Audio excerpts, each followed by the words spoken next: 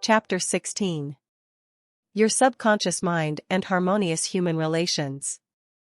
In studying this book, you learn that your subconscious mind is a recording machine which faithfully reproduces whatever you impress upon it. This is one of the reasons for the application of the Golden Rule in human relations. Matthew 7 verse 12 says, "All things whatsoever you would that men should do unto you, do you even so to them." This quotation has outer and inner meanings. You are interested in its inner meaning from the standpoint of your subconscious mind, which is, as you would that men should think about you, think you about them in like manner. As you would that men should feel about you, feel you also about them in like manner. As you would want men to act toward you, act you toward them in like manner. For example, you may be polite and courteous to someone in your office, but when his back is turned, you are very critical and resentful toward him in your mind. Such negative thoughts are highly destructive to you. It is like taking poison. You are actually taking mental poisons, which rob you of vitality, enthusiasm, strength, guidance, and goodwill. These negative thoughts and emotions sink down into your subconscious, and cause all kinds of difficulties and malaise in your life.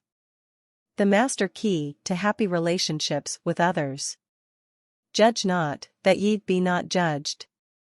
For with that judgment ye judge, ye shall be judged, and with what measure ye meet, it shall be measured to you again.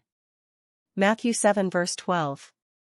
A study of these verses and the application of the inner truths therein contained represent the real key to harmonious relations. To judge is to think, to arrive at a mental verdict or conclusion in your mind. The thought you have about the other person is your thought, because you are thinking it. Your thoughts are creative, therefore, you actually create in our own experience what you think and feel about the other person. It is also true that the suggestion you give to another, you give to yourself, because your mind is the creative medium. This is why it is said, "For with what judgment ye judge, ye shall be judged." When you know this law and the way your subconscious mind works, you are careful to think, feel, and act right toward the other. These verses teach you about the emancipation of man and reveal to you the solution to your individual problems. And with what measure ye meet, it shall be measured to you again. The good you do for others comes back to you in like measure, and the evil you do returns to you by the law of your own mind. If a man cheats and deceives another, he is actually cheating and deceiving himself. His sense of guilt and mood of loss inevitably will attract loss to him in some way, at some time. His subconscious records his mental act and reacts according to the mental intention or motivation. Your subconscious mind is impersonal and unchanging, neither considering persons nor respecting religious affiliations or institutions of any kind. It is neither compassionate or vindictive. The way you think, feel, and act toward others returns at least upon yourself. The daily headlines made him sick. Begin now to observe yourself. Observe your reactions to people, conditions, and circumstances. How do you respond to the events and news of the day? It makes no difference if all the other people were wrong and you alone were right. If the news disturbs you, it is your evil, because your negative emotions robbed you of peace and harmony. A woman wrote me about her husband, saying that he goes into a rage when he reads what certain newspaper columnists write in the newspaper. She added that his constant reaction of anger and suppressed rage on his part brought on bleeding ulcers, and his physician recommended an emotional reconditioning. I invited this man to see me, and I explained to him the way his mind functions, indicating how emotionally immature it was to get angry when others write articles with which he disapproves or disagrees. He began to realize that he should give the newspaperman freedom to express himself even though the latter disagreed with him politically, religiously, or in any other way. In the same manner, the newspaperman would give him freedom to write a letter to the newspaper disagreeing with his published statements. He learned that he could disagree without being disagreeable. He awakened to the simple truth that it is never what a person says or does that affects him, it is his reaction to what is said or done that matters. This explanation was the cure for this man, and he realized that with a little practice he could master his morning tantrums. His wife told me, subsequently, that he laughed at himself and also at what the columnists say. They no longer have power to disturb, annoy, or irritate him. His ulcers have disappeared due to his emotional poise and serenity. I hate women, but I like men. A private secretary was very bitter towards some of the girls in her office because they were gossiping about her, and as he said, spreading vicious lies about her. She admitted that she did not like women. She said, I hate women, but I like men.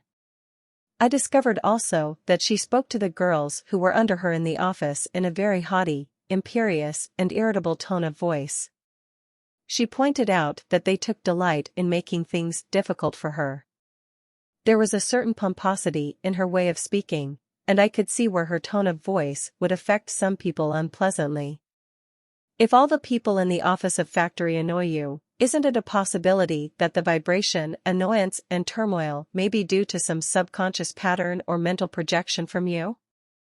We know that a dog will react ferociously if you hate or fear dogs. Animals pick up your subconscious vibrations and react accordingly. Many undisciplined human beings are just as sensitive as dogs, cats, and other animals. I suggested a process of prayer to this private secretary who hated women, explaining to her that when she began to identify herself with spiritual virtues and commenced to affirm the truths of life, her voice, mannerisms, and hatred of women would completely disappear. She was surprised to know that the emotion of hatred shows up in a person's speech, actions, in his writings, and in all phases of his life. She ceased reacting in the typical, resentful, and angry way. She established a pattern of prayer, which she practiced regularly, systematically, and conscientiously in the office. The prayer was as follows: I think, speak, and act lovingly, quietly, and peacefully. I now radiate love, peace, tolerance, and kindness to all the girls who criticized me and gossiped about me. I anchor my thoughts on peace, harmony, and goodwill to all. Whenever I am about to react negatively, I say firmly to myself, I am going to think, speak, and act from the standpoint of the principle of harmony, health, and peace within myself. Creative intelligence leads, rules, and guides me in all my ways. The practice of this prayer transformed her life, and she found that all criticism and annoyance ceased. The girls became co-workers and friends along life's journey. She discovered that there is no one to change but myself. His inner speech held back his promotion. One day a salesman came to see me and described his difficulties in working with the sales manager of his organization. He had been with the company 10 years and had received no promotion or recognition of any kind. He showed me his sales figures, which were greater proportionately than the other men in the territory. He said that his sales manager did not like him, that he was unjustly treated, and that at conferences the manager was rude to him and at times ridiculed his suggestions. I explained that undoubtedly the cause was to a great degree within himself, and that his concept and belief about his superior bore witness to the reaction of this man. The measure we meet shall be measured to us again. His mental measure or concept of the sales manager was that he was mean and cantankerous. He was filled with bitterness and hostility toward the executive. On his way to work he conducted a vigorous conversation with himself filled with criticism, mental arguments, recriminations, and denunciations of his sales manager. What he gave out mentally, he was inevitably bound to get back.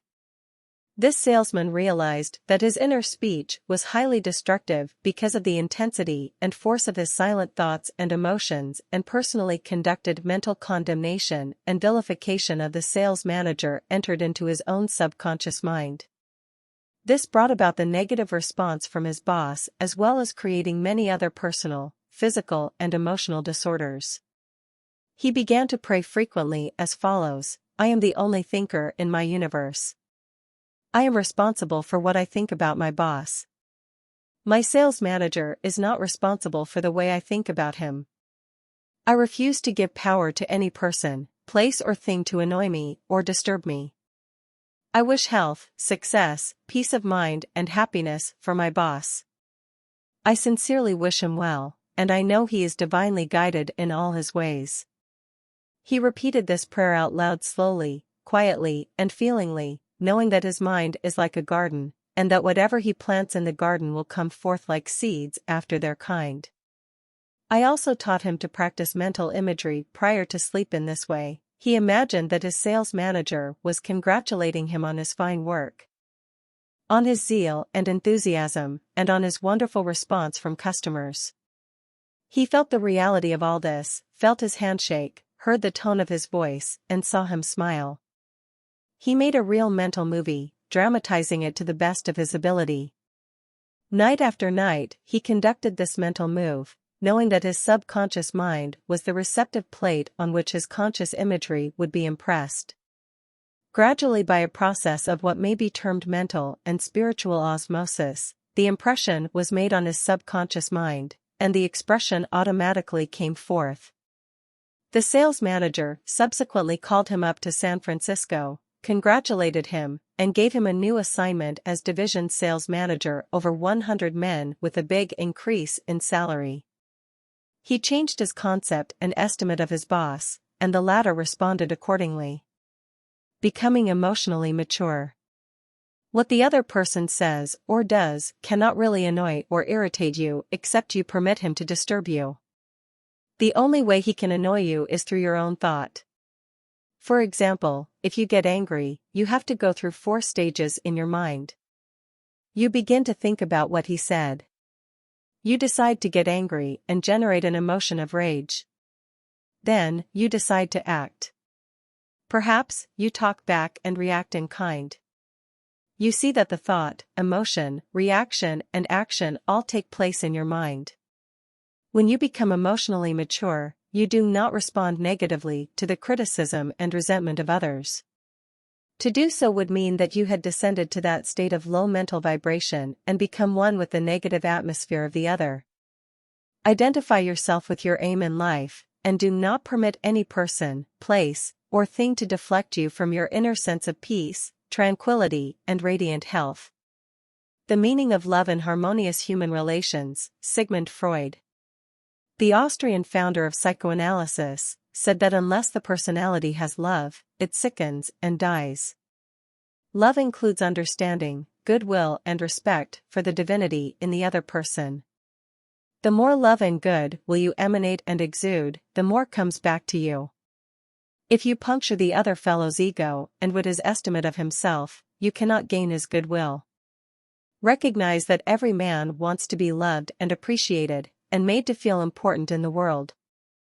Realize that the other man is conscious of his true worth, and that, like yourself, he feels the dignity of being an expression of the one life principle animating all men. As you do this consciously and knowingly, you build the other person up, and he returns your love and goodwill.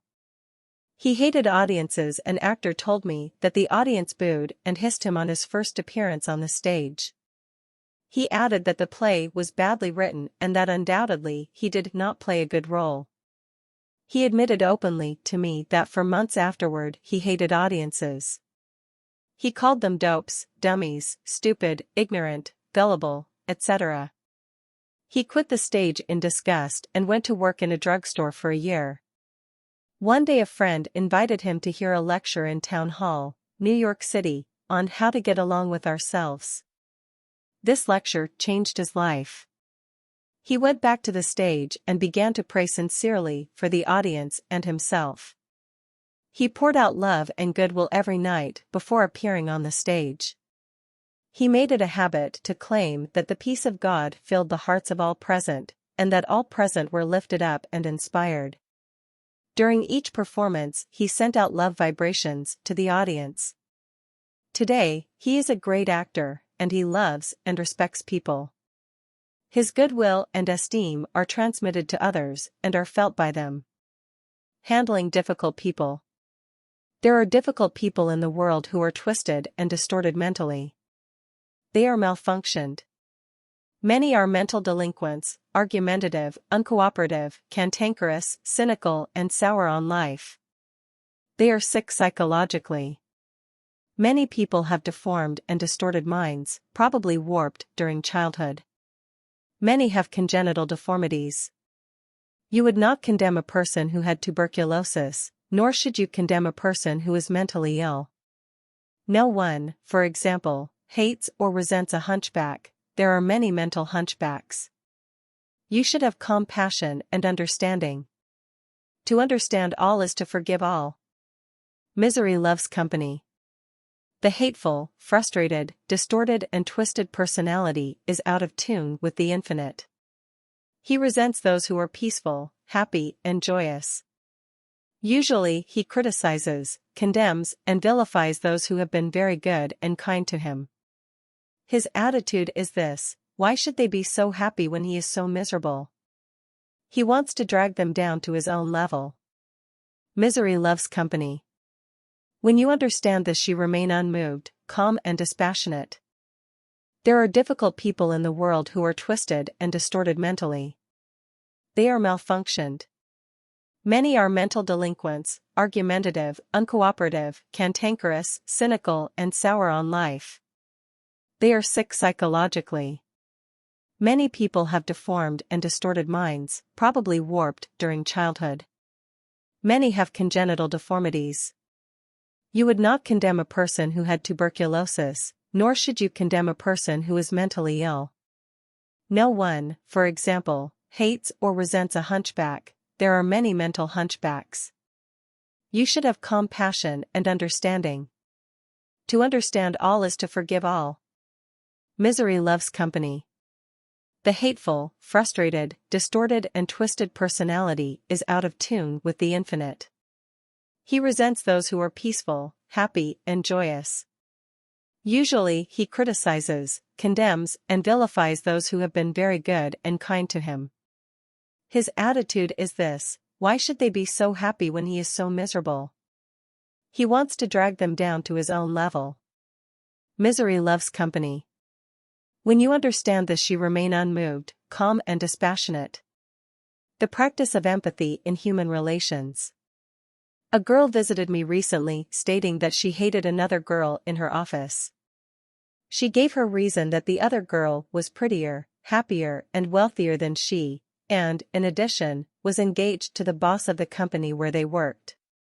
One day after the marriage had taken place, the crippled daughter, by a former marriage, of the woman whom she hated came into the office. The child put her arms around her mother and said, "Mommy, Mommy, I love my new daddy. Look what he gave me." She showed her mother a wonderful new toy. She said to me, "My heart went out to that little girl, and I knew how happy she must feel." I got a vision of how happy this woman was. All of a sudden I felt love for her, and I went into the office, wished her all the happiness in the world, and I meant it. In psychological circles today, this is called empathy, which simply means the imaginative projection of your mental attitude into that of another. She projected her mental mood or the feeling of her heart into that of the other woman, and began to think and look out through the other woman's brain. She was actually thinking and feeling as the other woman, and also as the child, because she likewise had projected herself into the mind of the child. She was looking out from that vantage point on the child's mother. If tempted to injure or think ill of another, project yourself mentally into the mind of Moses, and think from the standpoint of the 10 Commandments. If you are prone to be envious, jealous, or angry, project yourself into the mind of Jesus and think from that standpoint, and you will feel the truth of the words, "Love ye one another." Appeasement never wins. Do not permit people to take advantage of you and gain the point by temper tantrums, crying jags, or so-called heart attacks. These people are dictators who try to enslave you and make you do their bidding. Be firm but kind, and refuse to yield. Appeasement never wins. Refuse to contribute to their delinquency, selfishness, and possessiveness. Remember, do that which is right. You are here to fulfill your ideal and remain true to the eternal verities and spiritual values of life which are eternal. Give no one in all the world the power to deflect you from your goal, your aim in life, which is to express your hidden talents to the world, to serve humanity, and to reveal more and more of God's wisdom, truth and beauty to all people in the world. Remain true to your ideal. Know definitely and absolutely that whatever contributes to your peace, happiness and fulfillment must of necessity bless all men who walk the earth. The harmony of the part is the harmony of the whole, for the whole is in the part, and the part is in the whole. All you owe the other, as Paul says, is love, and love is the fulfilling of the law of health, happiness and peace of mind. Profitable pointers in human relations.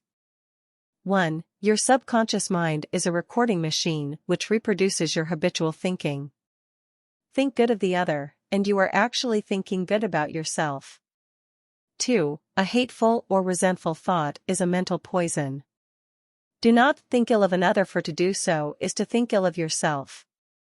You are the only thinker in your universe, and your thoughts are creative. 3. Your mind is a creative medium, therefore, what you think and feel about the other, you are bringing to pass in your own experience. This is the psychological meaning of the Golden Rule. As you think about that man, should he think about you, think you about them in the same manner. 4. To cheat, rob, or defraud another brings lack, loss, and limitation to yourself. Your subconscious mind records your inner motivations, thoughts, and feelings. These being of a negative nature, loss, limitation, and trouble come to you in countless ways. Actually, what you do to the other, you are doing to yourself. 5. The good you do, the kindness proffered, the love and goodwill you send forth, will all come back to you multiplied in many ways. 6. You are the only thinker in your world. You are responsible for the way you think about the other. Remember, the other person is not responsible for the way you think about him. Your thoughts are reproduced. What are you thinking about the other fellow? 7. Become emotionally mature and permit other people to differ from you. They have a perfect right to disagree with you, and you have the same freedom to disagree with them. You can disagree without being disagreeable. 8. Animals pick up your fear vibrations and snap at you. If you love animals, they will never attack you. Many undisciplined human beings are just as sensitive as dogs, cats, and other animals. 9. Your inner speech, representing your silent thoughts and feelings, is experienced in the reactions of others toward you. 10. Wish for the other what you wish for yourself. This is the key to harmonious human relations. 11. Change your concept and estimate of your employer. Feel and know he is practicing the Golden Rule and the law of love, and he will respond accordingly. 12. The other person cannot annoy you or irritate you except you permit him. Your thought is creative, you can bless him. If someone calls you a skunk, you have the freedom to say to the other, God's peace fills your soul. 13. Love is the answer to getting along with others. Love is understanding, goodwill, and respecting the divinity of the other. 14. You would not hate a hunchback or cripple. You would have compassion. Have compassion and understanding for mental hunchbacks who have been conditioned negatively. To understand all is to forgive all. 15. Rejoice in the success, promotion, and good fortune of the other. In doing so, you attract good fortune to yourself. 16. Never yield to emotional scenes and tantrums of others. Appeasement never wins. Do not be a doormat. Adhere to that which is right. Stick to your ideal, knowing that the mental outlook which gives you peace, happiness, and joy is right, good and true. What blesses you, blesses all. All you owe any person in the world is love, and love is wishing for everyone what you wish for yourself, health, happiness, and all the blessings of life.